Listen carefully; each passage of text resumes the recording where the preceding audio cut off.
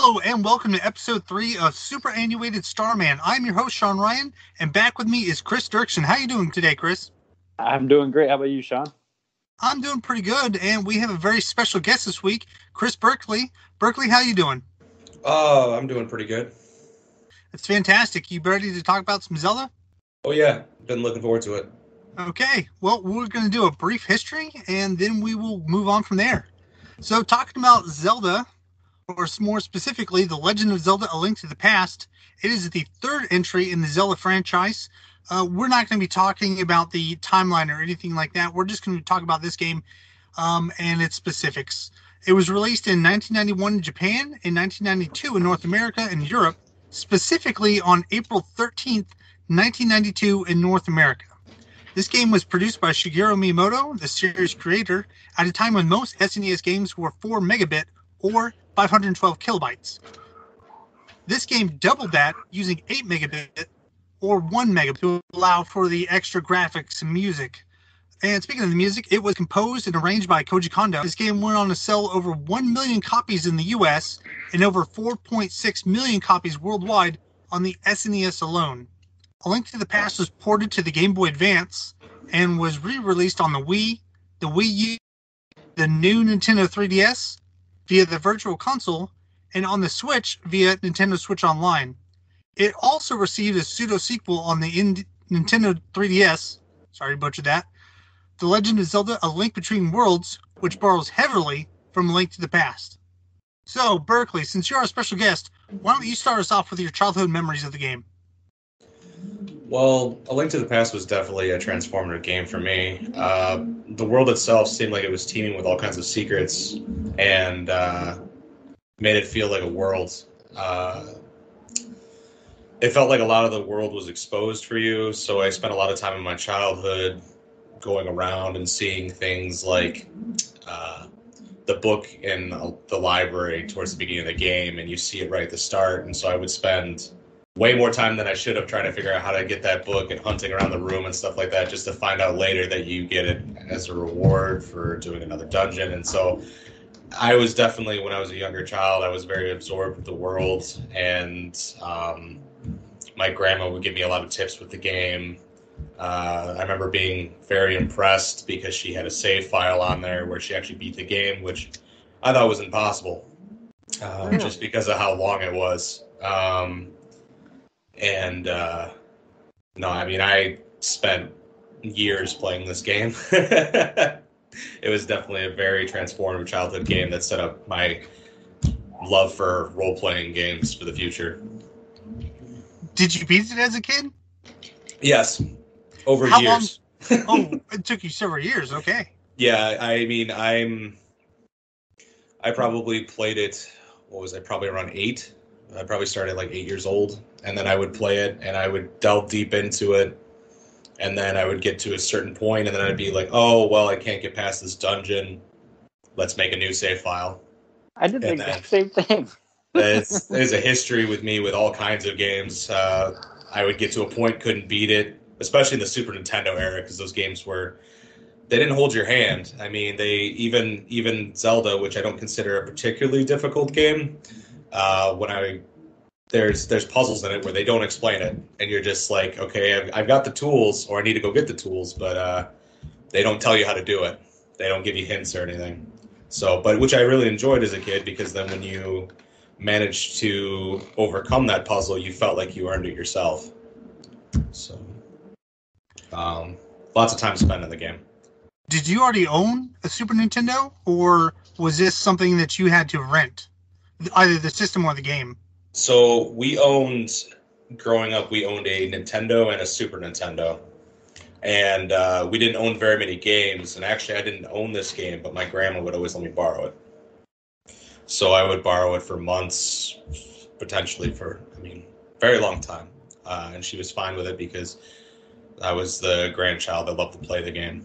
And but it was a game that it was between this and like Yoshi's World. I would play these games all the time, Donkey Kong, stuff like that. But this one is the one that really set up role-playing games for me.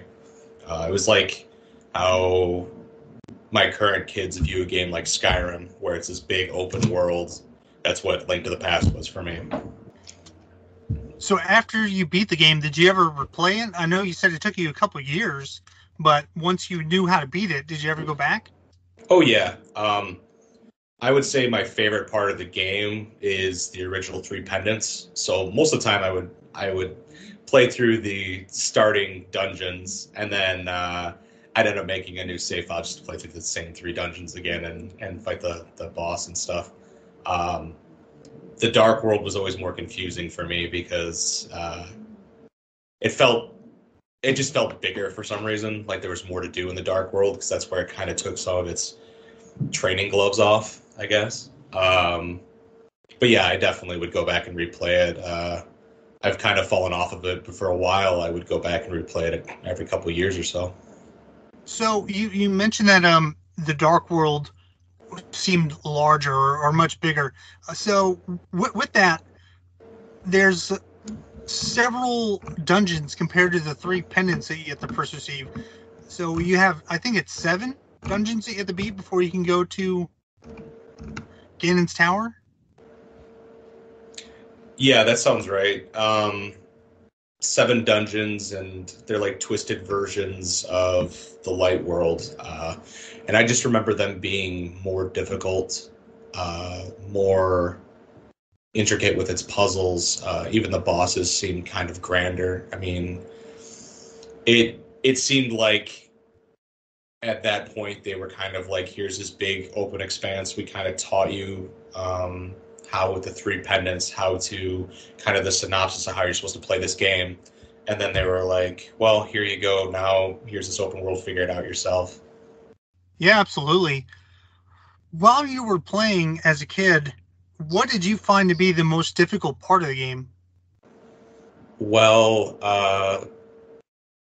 some of the puzzles, for sure. Like the one that really pops off in my head, and I don't remember how long I spent to do it, but I remember in the desert dungeon at the very end of it, there's like 4 torches you have to light, and it doesn't explain that anywhere. Yeah, I believe you get the candle or the lantern in that place, but it doesn't explain it at all. So you could easily walk to the end of the dungeon and be like, oh, this is a dead end. Where am I supposed to go from here?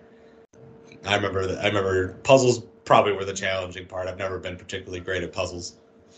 Yeah, this Zelda was definitely puzzle heavy, but also had a lot of combat involved when you consider all the varying enemies that are just throughout the overworld.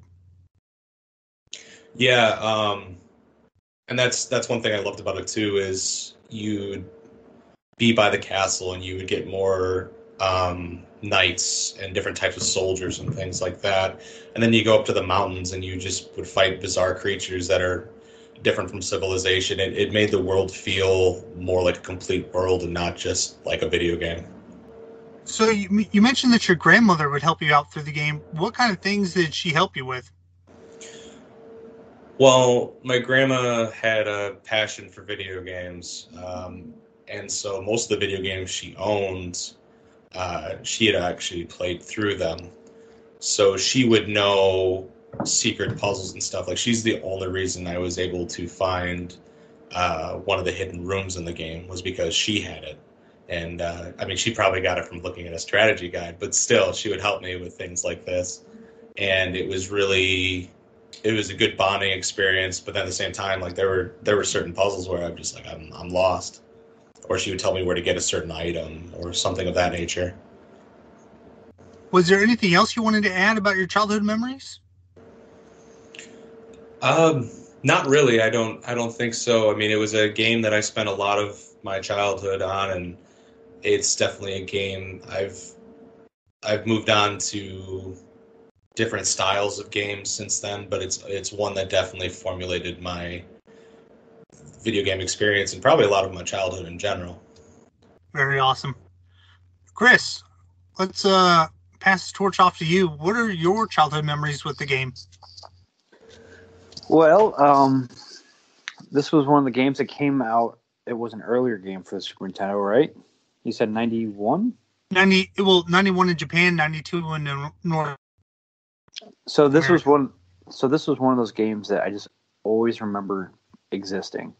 And I will be 100% honest. I don't remember if I actually owned it or not, but it's been ever since I was a little kid, like going over. I remember sleepovers at my cousin's house and spending all night trying to, that little maze where you have to get through the little maze in 15 seconds for the heart piece. Mm-hmm. Just doing the stupid, or not stupid, but the awesome little stuff like that, and just spending hours just exploring the world. Everybody who I talk about, they always talk about, oh, what's your favorite dungeon in this game? And my favorite part of this game weren't the dungeons at all. It was the world itself. And I just remember as a kid just exploring all of it, like every square inch, and getting to know the map, better than I knew the map of the United States when I was supposed to be studying that instead. And but yeah, I think I really can't remember the first time I ever played this game, because it's just, like I said, it's kind of always around. All my friends had it. Like my cousin had it. Like anybody that I knew that had Super Nintendo besides my dad had this game. And when I finally got a Super Nintendo, I can't remember if I had this game or if I basically permanently borrowed it from somebody else. Not stealing. I didn't steal it. Pretty sure I gave it back. But yeah, I had this game for a large part, and I played it over and over and over. I kind of like what Berkley was saying, like the first three, getting the first three pendants, and then starting over, and you get to a certain point where you kind of get stuck, and then I don't know. Like for me, I would get frustrated at, because doing some of the dungeons out of order or something like that, or some dungeons were a little bit harder than the others, and there's sometimes I just restarted just to kind of re-experience the beginning again, and just so I was constantly just juggling save files in this game, and I will admit there were things that I had no idea that were even in this game until I was replaying it as an adult and used online strategy guides and stuff, because I never had a strategy guide for the game, and it was all just word of mouth and exploration. But this game was always one of my favorite games. How long did it take you to beat it? I honestly can't remember. Probably I'm not actually sure. But yeah, I can't honestly remember how long it took me to beat it. It years. I'm sure it took me throughout all the different little areas that I was playing it. I'm sure it probably took me a few years to beat it, but this was one game that I enjoyed being over and over. And I remember back in high school, we had a mutual friend tell us about how he used to do speedruns for this game and beat it in a ridiculously short amount of time, which as an adult, I found out he was completely full of it, because there's no way he was doing that. But yeah, you and I talked about this earlier. I'm not going to name names, but hearing that sort of thing though made me want to play it over and over and over. And it was just one of those games that, pretty much until I got rid of my Super Nintendo, which I can't remember when I did that, but it was sometime after high school. This was one of those games that I played all the way from elementary school up until through high school. And it was one of the games that I didn't have a whole lot of Super Nintendo games growing up, but this was one of the ones that, I easily played. I don't know. It was in heavy rotation. I'll just put it that way. So I've got a question for the both of you. So when you were kids and you're playing through the very beginning of the game, and you wake up and your uncle tells you to stay put. Obviously, you don't do that. You find that little bush you can fall through, and you meet up with your uncle. And you start murdering people. and yeah, it's kind of weird. But shortly after talking to your uncle, he says, quote, "Zelda is your ... What did you guys think that meant?" Well, I mean, I always I grew up on the movies like Princess Bride and stuff. So I mean, even as a kid, fantasy and romance was kind of tied in with me. So I thought it was something like True Love or something of that nature. Oh, so that's a good answer. For What do you me, think, Chris? I when I was a young kid playing video games, I never really paid a whole lot of attention to storylines or anything like that. I just went for stupid jokes. So yeah, every time I saw that, I'd be like, "Zelda is your sister." I, I was or something. You know, so I just made some stupid punchline. Zelda is your mother. Yeah, like. You know, one thing too is a lot of those games on the Super Nintendo had poor translations. So, Yeah. I mean, there were games where you were just like, you'd look at the English and the grammar would make sense, or they would skip a word, and you'd be like, all right. So you never know if even this was a mistake. Yeah, and that was one of those things that even like from very early on, I remember hearing like pre-internet days when people actually only got their info from other people. But that's one of those things I always heard, that it was just a bad translation. So I always heard it was Zelda. Oh man, I can't remember what the line is. But yeah, but basically like as implying that, you know, Zelda is your destiny or something like that. So it's just one of those things that I never took it too seriously or questioned it. And, you know, I just Oh yeah, for sure. And I just laughed off as a dumb joke. yeah, and you know, you had all those. I mean, all those games that would have weird translations because they would be like, it's a inside joke with the people translating it, and it's like, growing up, it's like Japan always gets the games first, and they get the best version, and you get like the hand-me-downs in the United States. Yeah, and you remember in the Zelda 2, that wasn't that the one that I am error because of translation that failed. Yeah, but that's not necessarily an error right there. It's a bag. Well, I'll talk about that in a little bit.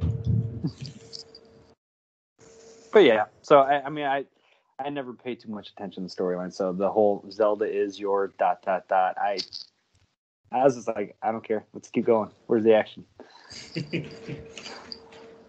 What about you, Sean? Did you think about it?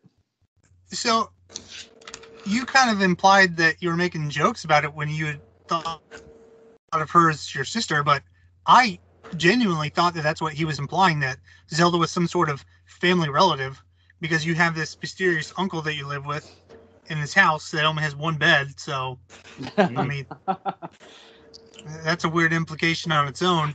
Yeah, where's your mom and dad at? Yeah, where's Link's parents? They're the king and the queen. Zelda's your sister. So yeah, that's a good point. See? Or Zelda's your mama. Yeah, I don't think so. It's just me making another bad joke. No, I just remember the whole Zelda's your sister. One thing I always tied it to in my head, and this was just me, and nobody else may ever relate to this, but I was also, it reminded me of Star Wars. Yeah, I could see that. Well, Chris, was there anything else you wanted to talk about from your childhood memories? No, that does it. All right, well, I'll get started. Like I've mentioned multiple times now, I didn't own a Super Nintendo until, late 1994. I grew up with my, regular Nintendo, and I never played the original Zelda when I was younger. But I did own Zelda 2, The Adventure of Link. And I was floored with that game. I thought it was amazing. Just the side-scrolling adventure. And I never had any kind of comparison to the original game, so I didn't know that it was a top-down kind of RPG like that. When I first played Zelda, it was at a demo kiosk. Now we got to play a few minutes of it. But it was completely different from what I was expecting, because I was expecting more of that kind of 2D side-scrolling view, and instead it was this top-down experience. But I felt that even in the few minutes that I got to play it, I was just hooked. And I knew that I had to have a Super Nintendo, and I had to have this game. especially when you heard the rain kind of coming down on Link and his uncle's house. And then when you step outside, it becomes this torrential downpour and really set this kind of ominous tone where all you had was a lamp. But in other Zeldas, you started with a sword or you were immediately given one.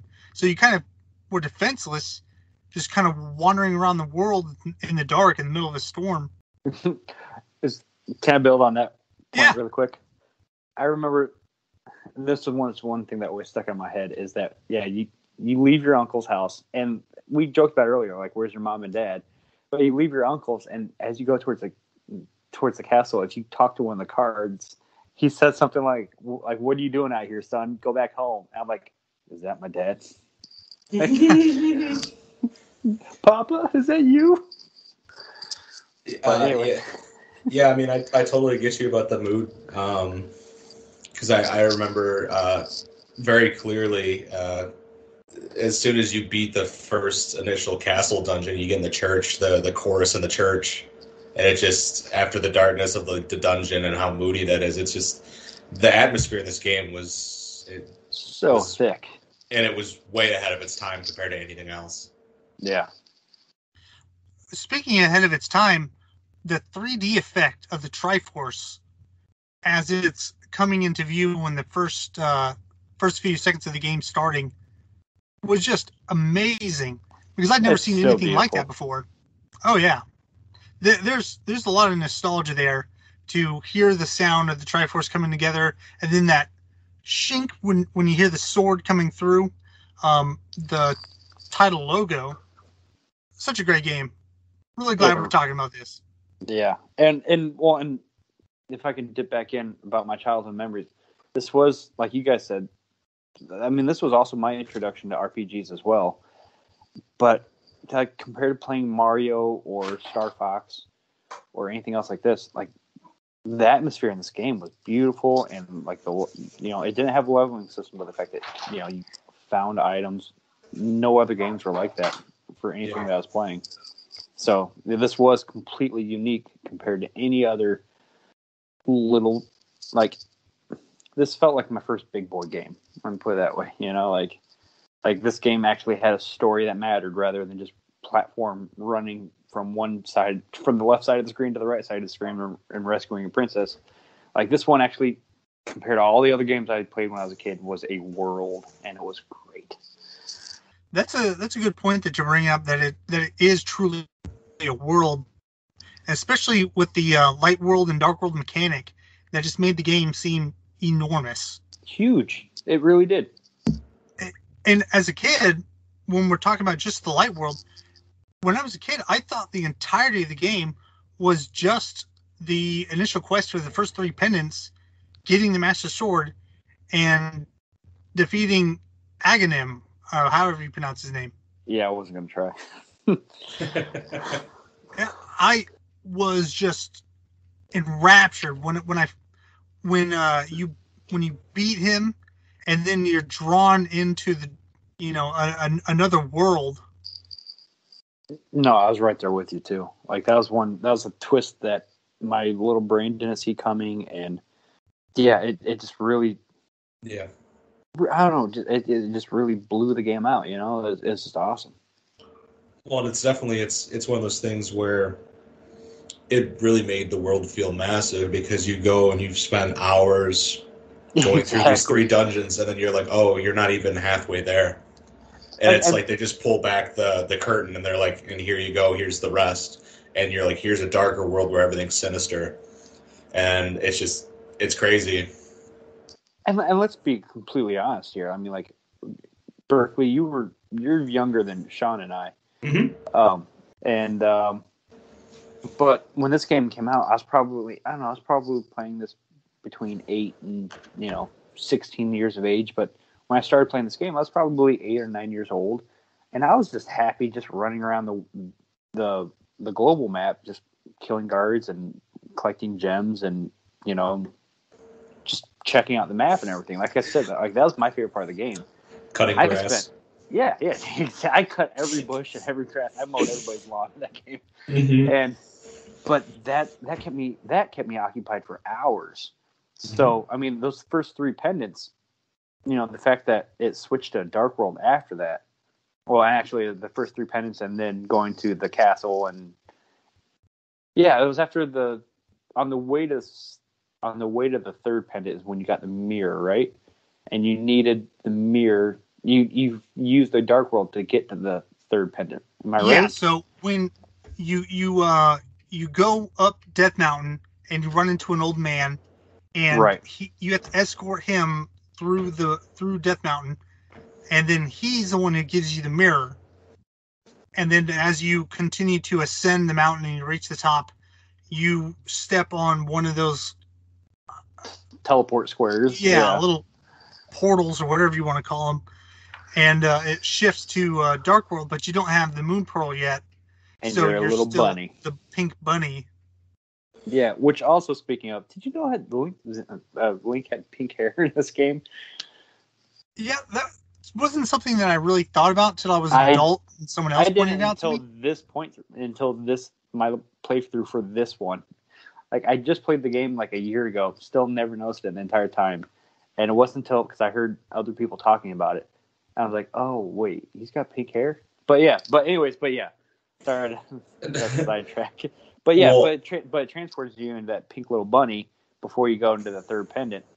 But and that's one of the things that the game did so well with its power progression is they always teased everything early, and then you earn rewards. So they're like, oh, here you go, here's the Dark World, but normal people get turned into animals and stuff like that, so you're a bunny. Mm-hmm. And then later on, when you're able to actually have your normal body, it's like a natural power progression, but it makes you feel like you earn that reward. And I remember the very first time like I said, I was young when I started playing this game. The first time I got turned into that bunny, I'm like, oh, I just lost all my stuff. And you feel so naked and so vulnerable. And like, I don't know, it's like they just did a really, and like I said, I could spend hours just cutting grass in this game. So the fact that, like, it wasn't just a quick little transition for me. Like, I spent hours just walking around as a bunny, checking out the top of that mountain. And, I was not doing anything that resembled any sort of speed run when I was a kid, So it changed the whole world. and I mean, that's really the thing about the game is, I mean, I played other role-playing games at the time. Like, I remember playing Final Fantasy VI and loving that game, and I still love that game. But this game was different because while I love that game, this was this world, and it felt like something as simple as cutting the grass. I'd be in the village cutting people's grass, stealing their items, basically. Mm-hmm. And I'm like, they must have this love-hate relationship because I'm, like, saving the world, but at the same time, I'm just a menace. I'm thinking, what is this character? Like, there's some advanced AI. I'm like, what is this character thinking as he's watching me just destroy everything around him? I always thought the same thing. I'm like, did he see me steal that rupee out of that jar that just broke in his house? Like, oh, and in your mind just being shattered with the chickens. Yes. Like, the first time that happens, you're just like, what? And then the second time that happens, you get all your friends and show everybody what happens. Yep. Man, how far off subject are we now? Oh, we're right on time, man. We're still just talking about what it was like playing as a kid. But yeah. It's so much fun. Yeah, I mean, the game is absolutely fun, and I was able to beat it a little quicker than you guys. When you guys are talking about years, it took me several months, if not a year. But one point I remember being stuck on was the boss in Thieves Town. That's dungeon number 4, and I could not figure out how to defeat the boss.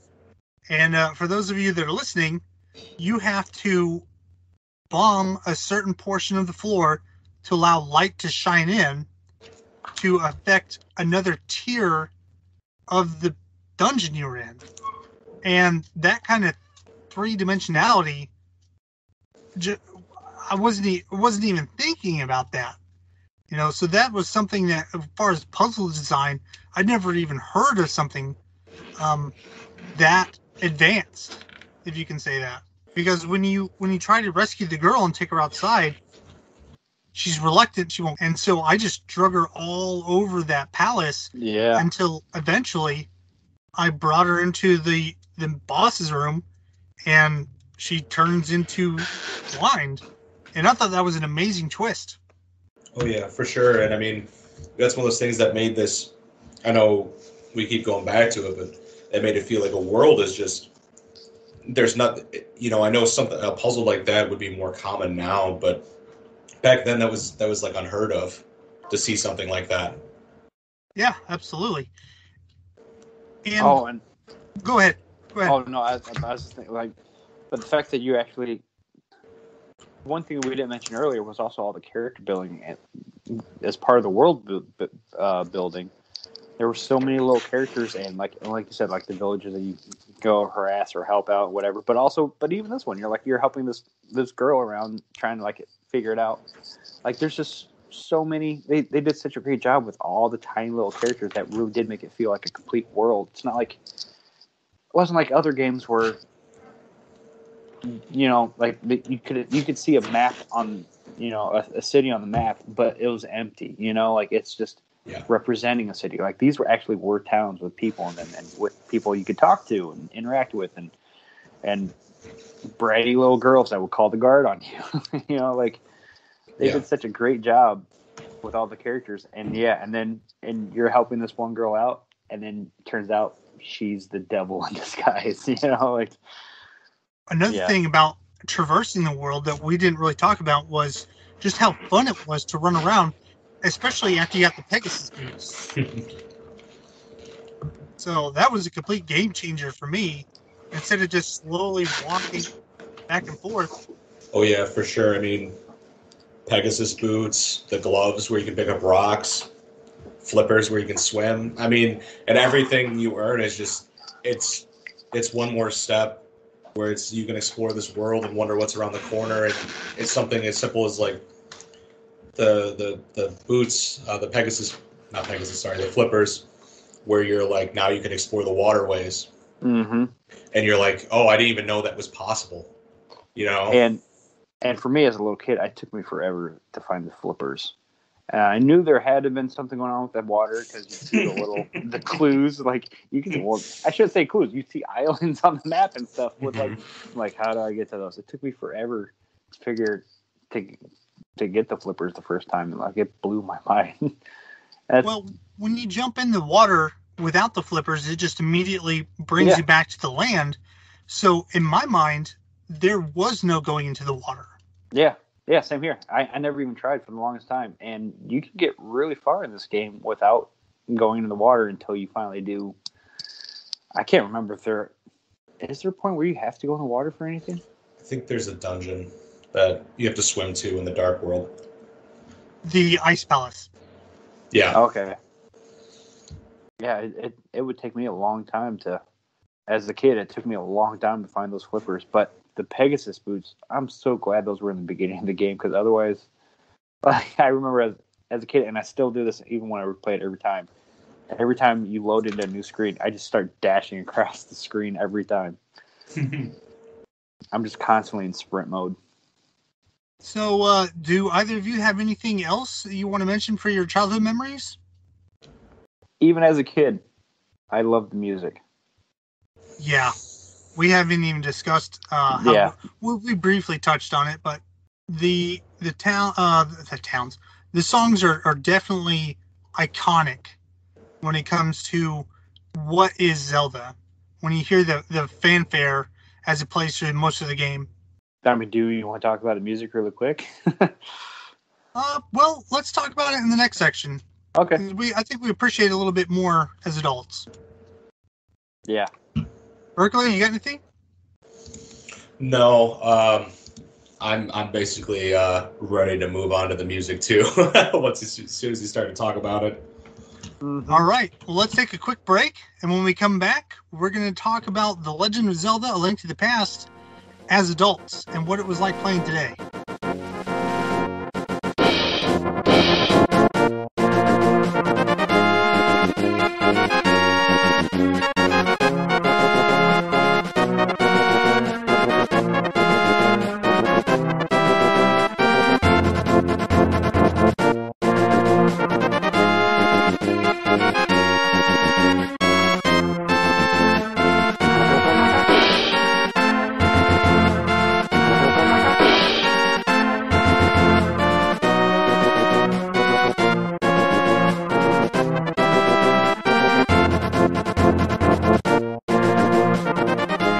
welcome back. So when we left, we had just finished discussing what it was like to play A Link to the Past as a child. But now we're going to talk about what it was like to play today as an adult. So, Berkley, how about you start us off? What was it like playing today, and what'd you play it on? I played it on the SNES Classic. Replaying the game today is much easier than it was when I was a child. That's for sure.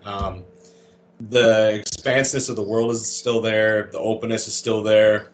But looking back at it, because experiences in video gaming has changed and just my own opinion of them, it is smaller.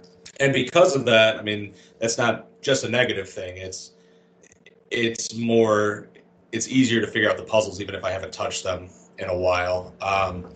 The game itself is still, that art style is still bright and vivid, as colorful as I imagined back then. I mean, it still looks good today, where some games haven't aged well. Like I mentioned earlier, something as simple as the initial castle dungeon really sets the mood for the entire game. And even like you mentioned about the rain, is you come out and it's all dark and dreary, and you go through the castle and it feels like it's you versus the world, and there's so much mystery to it and what's even going on. The whole game just makes you feel like you're a hero to the entire kingdom, but it's like impossible odds. The bosses are definitely easier than I remember. That's the main thing. Is some of the puzzles I'm still like, how do I solve this again? But the bosses really, you learn their formula very quickly, and that's one of the main takeaways. Is like you can see more because it's an older game. You can see more of the rhythm and the bosses and the monsters and stuff. How long has it been since you replayed this game? Probably about 3 years at this point, since the last time I replayed it. Did you beat it then? No, I usually go through my usual habit of my most enjoyable part of the game is probably when you're in the World of Light and you just collect each of the pendants and then you fight the wizard. We discussed the music before our break, and I think all of us kind of wanted to chime in on just how good it is. So what are your thoughts? Yeah, I love the music of the game. I mean, one of my favorite soundtracks is definitely when you go into the forest, and it's just kind of like upbeat and like it's different than anything else in the game. I remember the mountains have good music. It really sets the tone for the area, where it's just you walk into a new area and you hear. I mean, for it being a dated audio, I mean, it really sets the mood, and it's just you have all these different notes and rhythms in the music. They're very versatile with their music, and I think a lot of it really stands the test of time. Chris? I love the music. My absolute favorite little ditty is the fairy theme song, or the fairy music. You know, like, you know what I'm talking about, like when you go into the fairy shrines and stuff, and also like the little, it's the same music for the game selection screen. You know, the load screen. Yeah. What's the word I'm thinking of? Save slot selection. I'll select. But that music, it's simple, but there's something super bittersweet about it and kind of melancholy that kind of just sets the tone so perfectly, and it's just so great. Oh yeah, I mean, even something as simple as the door is like it's all upbeat, and it's like something that you could see being in a store where it's like they're trying to get you to purchase stuff. I think the whole atmosphere with the music, it's so good. Like I know I mentioned it before, but when you're with the castle dungeon, you get to the church, and it sounds like a chorus. Even though it's on a Super Nintendo, but it sounds like a chorus of angels singing. It's great. And you're right, like about the store music being all upbeat and cheery, like, you know, hey, welcome to Quickie Mart, you know, like But the little chimes whenever you discover a secret is just one of the happiest tones you'll ever hear. And The music was so great, and one thing I love about music, it's because it's, I don't know, I think they call it chiptune or whatever, but like there's still people that, I don't know, like it's cool to have like the retro, sounds and music and stuff. But this game seems like it gets used a lot, and one of the favorite places it's used in for me is the Scott Pilgrim soundtrack. Not the soundtrack, but in the movie. Yeah. Because that movie is probably my favorite movie of all time. Yeah. And they use the Zelda music. They pepper it in there so subtly and so perfectly. And the fact that it's music from a 1991 video game. And the fact that it can add spice and add flavor to a modern movie is just so awesome. And it's just, that tugs on all my little nerd heartstrings right there. I like how you mentioned the item discovery. The da-na-na-na. That is absolutely something that has just kind of been ingrained in me as a Zelda fan. So I always kind of perk up a little bit whenever I do discover a new item, or I find something pertinent to my quest.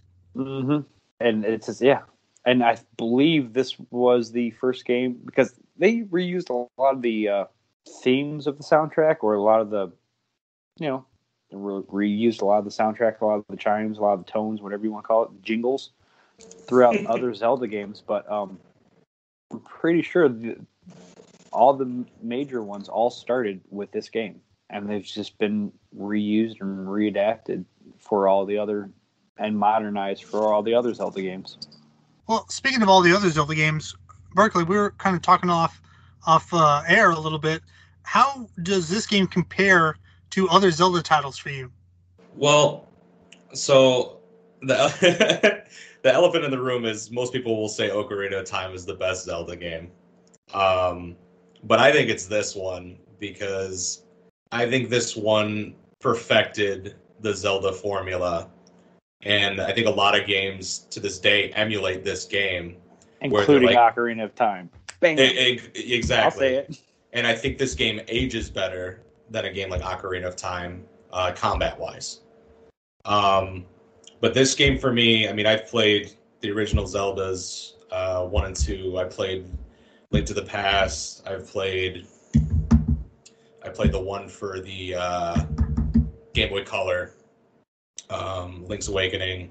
I mean, the new one on the Switch, and the 3DS version of this one, where it's A Link Between Worlds. But this game to me is an absolute timeless masterpiece, and I think, in my opinion, it's the best of the Zeldas, especially from a retro perspective. I mean, every Zelda, like I said before, has basically tried to emulate this formula, and I would say the only one that kind of breaks away from it is the Switch one. I think it's the only one that tries to do something kind of different. You're talking about Breath of the Wild? Yeah, I think it's the only one where it's like breaks away from the formula of go collect your objects in the dungeon, when it's like, I think that one tries to do something a little bit different, where it's like, oh, here truly is an open world where you can do whatever, and I mean, you can beeline it for the main boss if you want and try to do it. But this one, to me, is the one that every other Zelda game has pretty much tried to emulate, and to varying degrees of success, and they all try to do something different. I mean, they're not carbon copies or anything, but this is the one. I mean, it's got timeless art style, timeless music, timeless gameplay, and it basically set up the formula for Zelda for decades. Yeah, you're absolutely right that the formula has been pretty standard since this game came out. Go collect 3 pendants, and then the game kind of starts from there. Yeah, I mean, it's not even just the pendants. It's like, here is a dungeon with a puzzle, and in the dungeon you will get an item to solve said puzzle. But I mean, that really ties back to this game, and but they did it in a way in this game, and I mean, I enjoy all Zelda games, but they did it in a way in this game where it doesn't feel like it's a novelty or it's a gimmick. It feels exciting. Yeah, and I'll admit, like building on what you just said there, because there's a lot of games that do that, where they, here's a dungeon. At the end of the dungeon, you get this new tool to use, and then for the next dungeon, everything that you do up until the next dungeon, you're basically just relying on that tool. It's like that tool becomes your answer for every problem that comes your way up until the next dungeon. And then the next dungeon, you get a new tool, and then you use that new tool up until the next. And that is such a boring trope that this game didn't do. I mean, it kind of introduced that, at least to my gaming experience. It introduced the idea of that, but it didn't make you rely. Like, I always assumed it did as a kid, but it turns out you don't really need. You need some of them to move on to the next area, but it doesn't. You're still running around with a sword and shield as your main go-to. You know what I mean? Like, it doesn't. Yeah. Yeah. I mean, I think what you're trying to say is a lot of games after this, not a lot of them, and not particularly like the Zelda series, but like a lot of games that took this idea, yeah. but they didn't do it as well. So it felt like it was more in your face about it. Yeah, this one to 10. Yeah, this one more feels like you're earning this reward, and there's a sense of accomplishment, and it's fun doing it. Where some other games, maybe it's more in your face about it. Like, I don't know, the hook shot, for example. You get the hook shot, and it opens up new areas and new stuff, and it adds a new way of playing the game. But if you don't like the hook shot, you don't have to keep it equipped all the time. And you're still also using your old tools too. Where other games where they introduce new tools like that, and they're like, oh, this is going to be your new main weapon up until you get your next new main weapon. And I don't know, like, this game just kept it really light that way. Whereas, like I said, it kept it subtle, where you get new stuff, but you aren't stuck with it, in your face. Good points. So, Berkley, was there anything else you wanted to add, talking about playing this game as an adult? Just that, I mean, going back and playing it, most of the highlights of why I hold this game up in such a high regard, I mean, remain true. The music is still, for being an old format, is still amazing. It doesn't really sound dated to me at all. Graphically, it's still beautiful. The gameplay itself, which needs to be really good, otherwise it doesn't matter if it's pretty or beautiful. It's it's going to fall apart. It still holds up, and I don't think it's just a nostalgia perspective. I think if you gave this to a person who doesn't play video games or never played this as a kid, they would still see it as a enjoyable experience, which just really shows that it is, if not one of the best Zelda games, or the best Zelda game. It is one of the best Zelda games. 100%. All right, Chris. How about you take it and tell us, how'd you play the game, and what was it like? Well, this most recent playthrough, I played through on the Switch. But most of the time up until then, I've been playing on the Wii Virtual Console because, I don't know, that's just what I've always had on, except for when I previously had the Super Nintendo. But anyways, this playthrough was actually my first time playing on the Switch. And I tried not to use the rewind cheat that much. And I will admit, just having it there is too tempting. So the next time I play through it, I'm going to be playing it on the SNES Classic, because just, I don't know, something about playing it on the Switch. I like being able to take screenshots. But yeah, played it on the Switch. The last time I beat it was on the Wii Virtual Console. And that was about maybe a year ago or so. And playing as an adult, this game is still the epitome of cool. Whereas I love the art style, I love the music, I love the feel of the whole game. I love the things that I appreciate as an adult. I might also be the only person that feels this way. I like the hit registration with the sword. The fact that, is that what's called, hit registration? Like when you swing, like whatever's in your path of the sword is what gets hit. I like that. I like the fact that it's. No, I get you.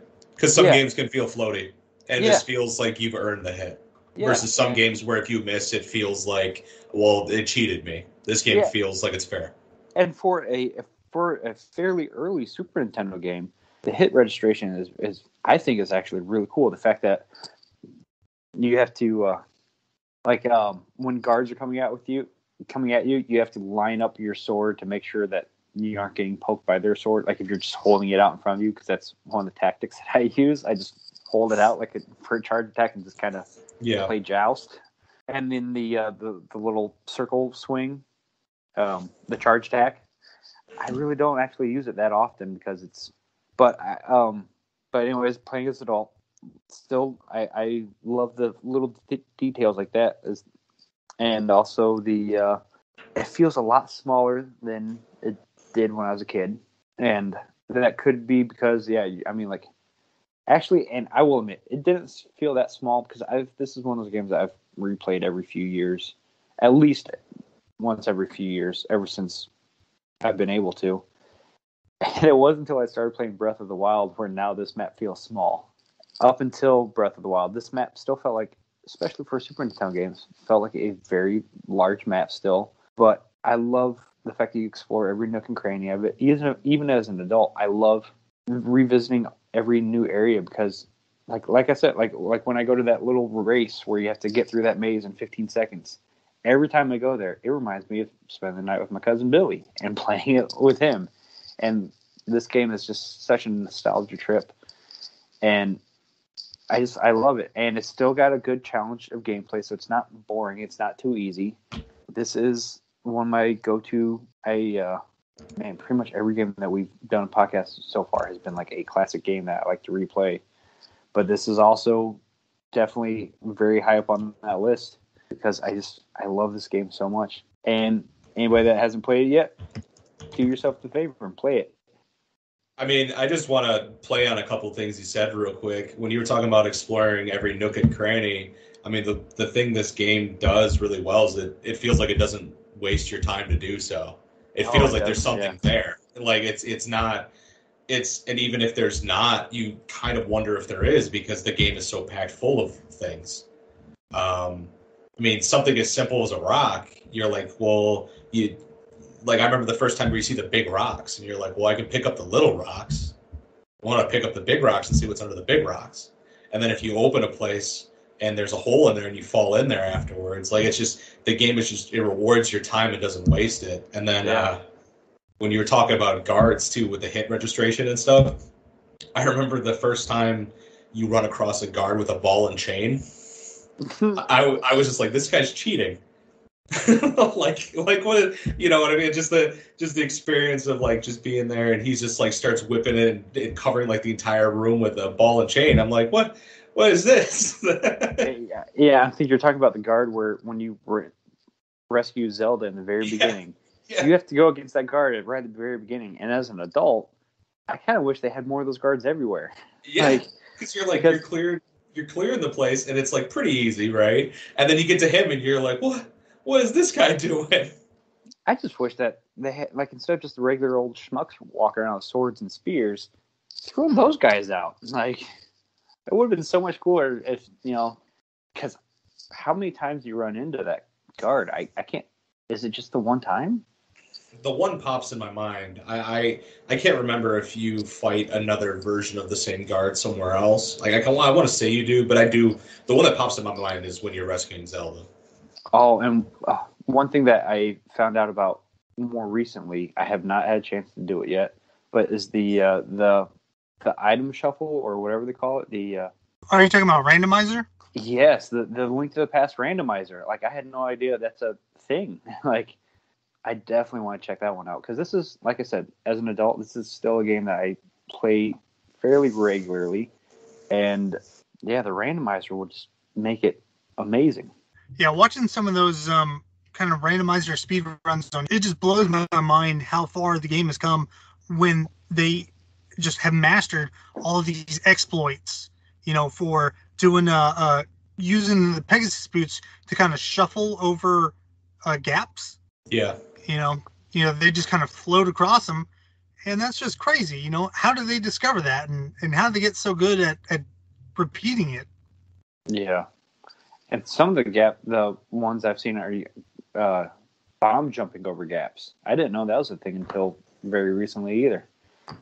But the fact that this game is still very much alive and very much played still is just awesome. Was there anything else you wanted to mention? Not that I can think of. I mean, if anybody hasn't played this game yet, 10 out of 10, highly recommend. Yeah, for sure.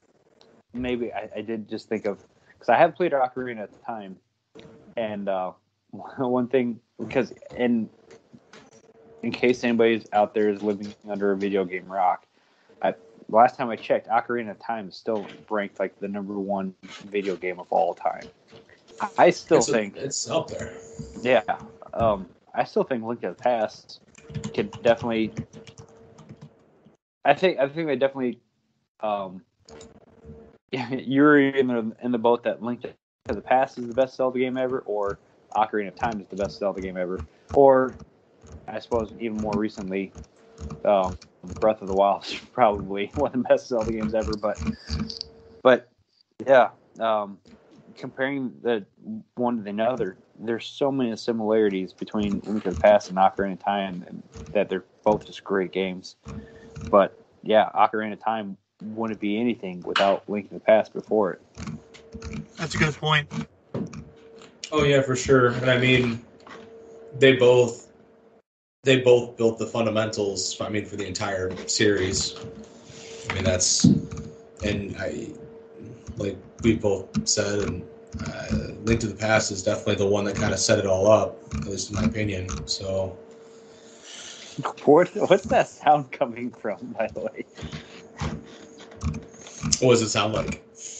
It sounds like someone taking a pencil and scraping it across the edge of a notebook. Yes. Does it sound like this? Yep. Yep. That's my mouse. I thought, I'm like, it sounds like the middle of a mouse wheel going up and down. That was me looking to see what the #1 game was. And yeah, it is Ocarina of Time. But yeah, Ocarina of Time, like last I checked, was rated like a perfect game.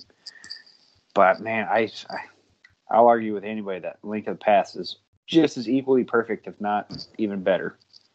And Ocarina of Time is basically kind of very much the same formula, except in much on a 64 with 3D graphics and Yeah. And I mean, when you're talking about randomized items and other mods to enhance the replay of the game, if you ever have a chance, or if anyone likes this game and wants to play something else, A Link Between Worlds on 3DS, I mean, it's built on the idea of being able to tackle every dungeon in any order, because you just go to item shops and buy items. So, wow, I've never played that one. So it's built on the same kind of night world versus light world mechanic, and it's the dungeons you tackle in any order. Certain dungeons are slightly harder than others, but you could do them in any order. It's very open.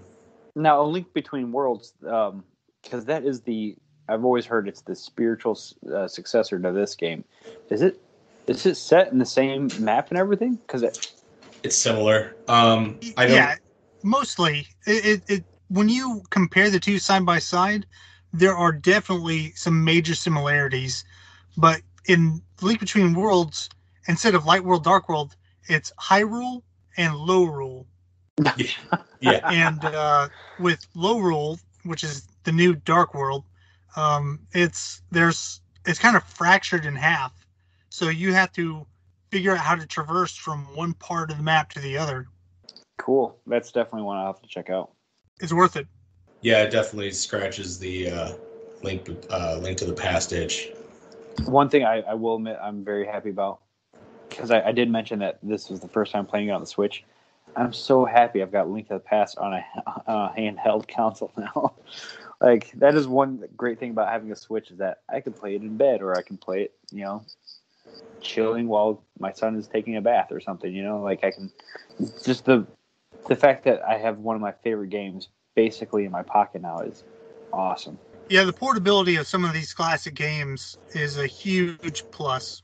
But man, there's still nothing as good as plugging in putting it on the TV and getting full screen on it. Yeah, for me, it's the controller. I mean, it's not perfect, but with like the Super Nintendo Classic and stuff, Yes. it does hit that note. I mean, it's not perfect, but it does hit that note. Yeah. Thank you, Chris, Sean. you got anything else for replaying as an adult? No, don't ask me anymore because I keep going on tangents every time you ask me that. So I'm done. All right. Well, I'll kind of talk about what it was like for me. I also played on a SNES Classic, and we already spoke about how good the music is, but I just want to emphasize that music plays endlessly throughout your gameplay, and it never feels repetitive or stale. It always feels upbeat and adventurous, no matter if you've been playing 20 minutes or 20 hours. The initial escape from the palace where you rescue Zelda and make your way to the chapel is just a huge nostalgia boon. I haven't played the game in several years, so this was one of the first times I played and for so long. And that little section right there just kind of hit me, and I was 10 years old all over again. Mm-hmm. The game just has so much exploration with the introduction of the heart pieces, because that wasn't something they had in the previous games. They had full heart containers, but now you had to find 4 pieces to make that container, and that meant that there was a lot more picking and poking at everything in the world to find them all. Oh yeah, and I mean, it definitely made you too be like, well, I got to play for another half an hour because I got to earn that last piece to earn the heart, you know.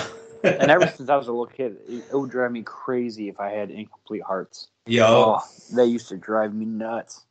The game still looks amazing, with the one exception, with the Mode 7 world map.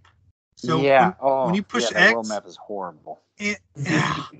and I get it, they're trying to show off the new technology of the Super Nintendo, but they could have done a lot better job of that. I feel they should have done just some normal pixel art instead of whatever that mess was, because it looked terrible. Mm-hmm. The transition from shadow to daylight after you obtain the Master Sword was something that I found to be very special when I was younger, and I still find it to be very special. And no other game has really recreated that sense for me, with the exception of maybe Ocarina of Time, when you go and enter the Temple of Time and you pull the Master Sword. Otherwise, Zelda games really haven't been able to give me that sense of accomplishment with retrieving the Master Sword like they did in Super Nintendo. One point you guys brought up earlier was the characters in the world, and I wish that there were more of them. We have the little village, and then sprinkled throughout the game, you find like thieves in hideouts that you have to bomb open. You have the one thief who sits by the sign on the way to the desert that opens up the chest for you to retrieve one of the magic bottles. But I wish that there was more of those characters kind of placed throughout the world. I think that was something that could have been really, really special. One thing, actually, I did wish they had more characters. One thing I liked, like how the village was packed full of people, and then the further you got away from the village, it seemed like the less people there were. Yeah. And when you did come across them, it made them feel super special. And then some of them were just a thief trying to, like, here's some rupees, don't tell anybody. I'm like, that's it. You don't have some secret you want to give me, or some awesome tool. And see, for me, in the mind of a little kid, you're like, okay, why are you giving me rupees? You're like, what is it? But see, I like things like that. I like it being open ended, because then your mind starts to wonder. You start making up ideas in your head. But yeah, I mean, the game definitely had things like that where you were like wanting more, or there was like a hidden story. To it. Yeah. I was always trying to read deeper into it than it really was, and especially like the further you get away from that village, like you're like, and as a kid, and for a while that game felt super big. So like when you're on the other side of the map, and all of a sudden you just run into a random dude in a cave. Yeah. You're here too? What are you doing? Like, Yeah. I mean, in reality, it was probably they couldn't fit any more lines of dialogue on the cartridge. But what it felt like is that he wasn't telling you the full story. yeah. Did either of you ever find the Chris Houlihan secret room? No, never.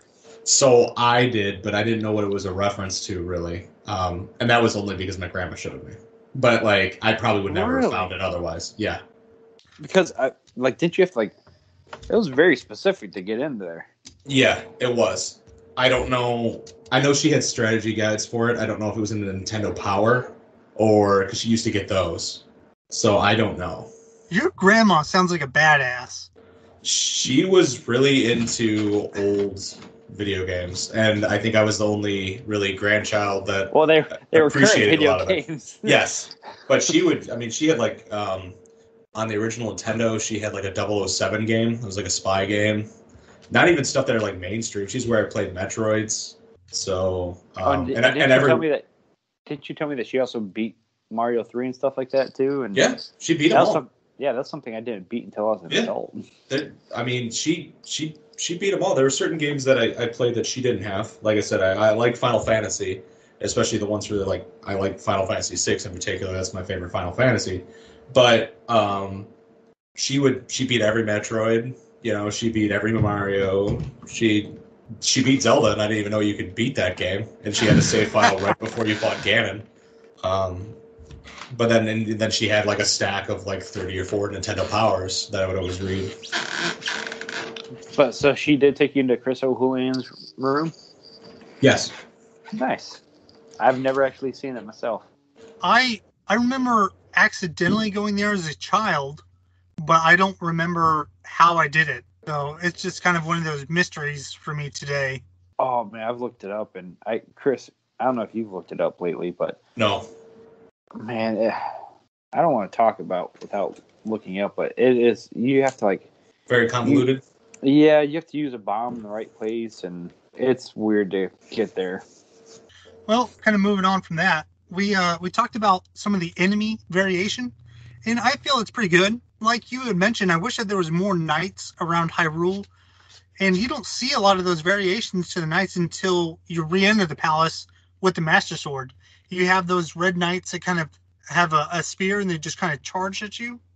You have the yellow knights. I just wish that they were kind of more of them. Yeah, and like I said, I wish the little ball and chain guy. I wish they kind of threw out more of those guys, and Yeah. I mean, for the most part, the knights are. I mean, they're just cannon fodder. Fillers. You just tear through exactly. them. The only one that I specifically remember gave me pause was the ball and chain guy.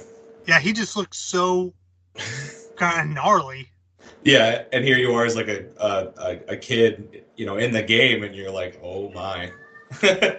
Replaying as an adult, I had a bigger appreciation for all the bosses and all the variation that they had. Because we have the 3 for the pendant that you refight again in Ganon's Tower. Under kind of different circumstances, and you have just all the different dungeons in the Dark World, and each boss was unique and special. Yeah, I enjoyed how each boss fight, none of them felt recycled. Yeah, there was definitely the opportunity to kind of just do that, but they made each one very, not only unique in the sense of how you went about beating the boss, but it was also very fitting for the dungeon that they were in. Did you have a favorite one? My favorite boss is probably the one in Thieves Town, I was talking about earlier, Blind. Oh, and yeah. I think that's because of just the nostalgia associated with that initial moment when that little girl transforms into that monster is something I still vividly remember. Fair enough. I have to say mine's probably the turtle boss, the one with the fire and cold. Yeah, you need the ice rod and fire rod. Mm-hmm. And that's one that I remember just being stuck on a lot as a kid. Yeah, that one's cool. What's your favorite, Berkley? if once again it ties back to the three pendants, but I like the worm guy in the tower, just because I remember getting so annoyed if I'm knocked off, Yeah. Oh my god, and that's then you so run back annoying. up there and restart the whole thing again. But I mean, that's the one I probably spent the most time on. But that's also the one I enjoy. I also liked the eye boss Yeah. yeah, that was That always a fun creepy, one to me too. slimy. Yeah. Yep. But it's definitely the worm for me, or even the wizard where you have to use your sword like a baseball bat. I Yeah. mean, and Yeah. I remember figuring that out in real time and being like, oh, you can do that. I want to kind of go back. I wish I had remembered this. It's not in my notes. Something just sprung up. The magic powder that you gain from the witch. When I discovered the bat, you kind of sprinkle the magic powder on the altar, and the bat is going to curse you. So in the context of the game, the bat says that he's cursing you, and it's going to require double magic for everything. I think that's what he says. But in reality, magic now takes half as much to use.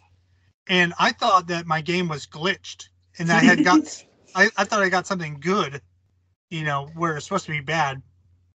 Now, is that just another mistranslation thing, or? No, I think it's the bat is just kind of this wonky kind of character, and he's trying to do something bad, but he just fails to do so. Well, that's all I have. Let's take our last break, and then when we come back, we'll discuss our final thoughts. All right, stick around.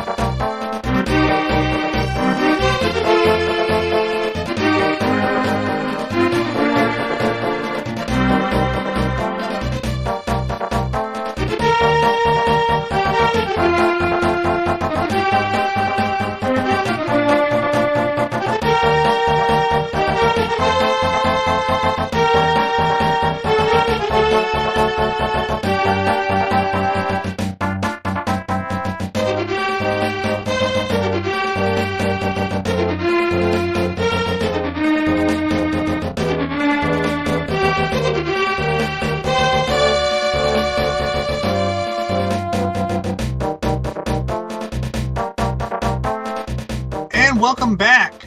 So this is our final segment where we discuss our final thoughts of the game. Chris, how would you say this game holds up today? Like a champ. This game, I think this game is still completely replayable. I still do, and I don't think that's just... I'm sure it's a large part of it is nostalgia, but this is still a great game. And I think anybody who hasn't played it should play it. If I like it for anybody who enjoys games, especially in your retro games. But this game really holds up really well. Berkley, you have anything you want to mention? I agree with what Chris said entirely. And I think the way he played it is probably one of the better ways of playing it mobile, or the ability to play it mobile. That seems like a really good spot for it. Being able to take it on the go, because really you can do a small dungeon or just go around and explore and then save and log off for the night or for the day or whatever on the Switch. But I think the game is easily one of the best Zeldas. In my opinion, it's the best Zelda, but it's got stiff competition.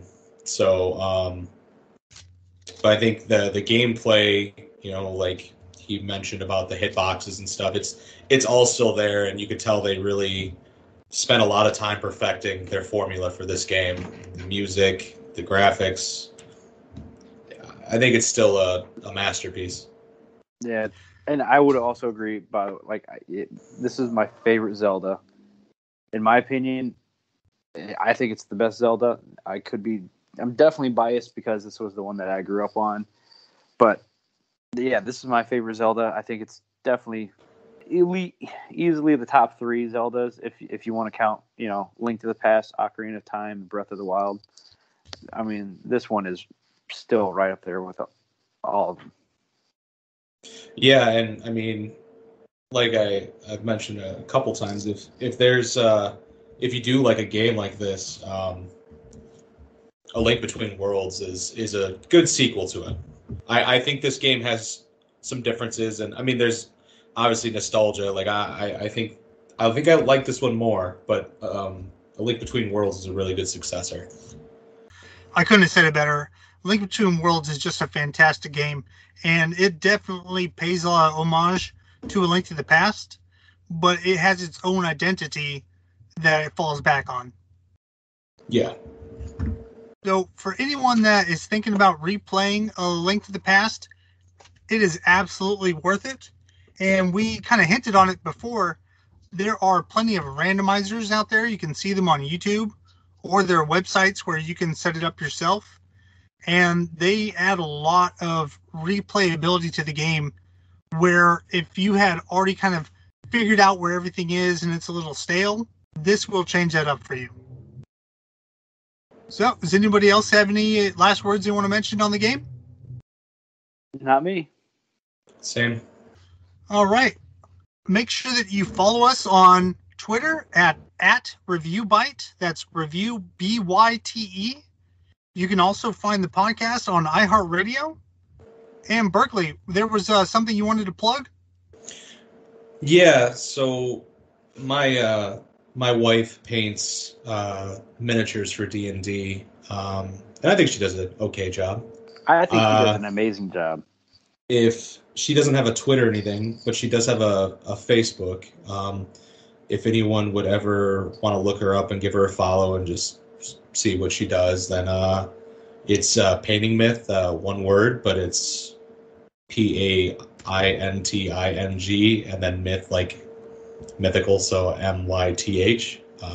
She's pretty friendly, and she paints stuff with a art style, a distinct art style of like comic booking. So, which, by the way, if anybody who's listening, definitely check that out, because it's not like other miniatures where, like, yeah, her comic book style on it, so awesome.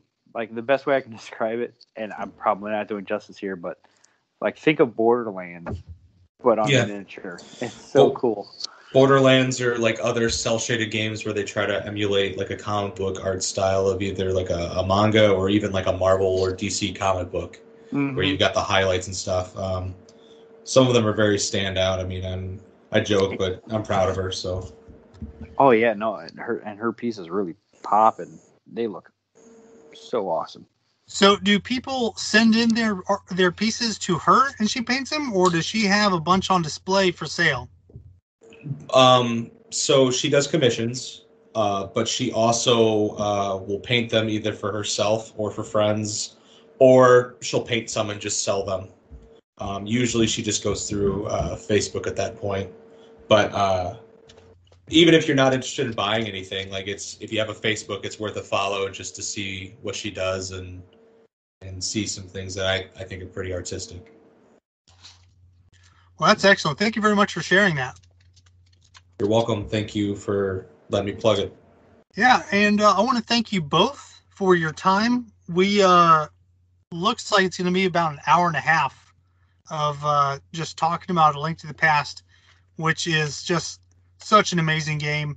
And thank you both so much for your time coming on here and talking about it with me.